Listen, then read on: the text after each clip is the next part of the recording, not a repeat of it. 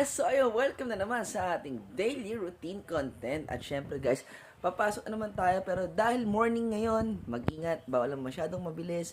Sa mga nakamotor, mag-ingat tayo lahat. At syempre magbaon ng mahabang pasensya dahil sa daan. Para sa daan kasi maraming mga papasok ngayon. So ayun guys, pasok tayo. O paano? Tara, biyahe. Work.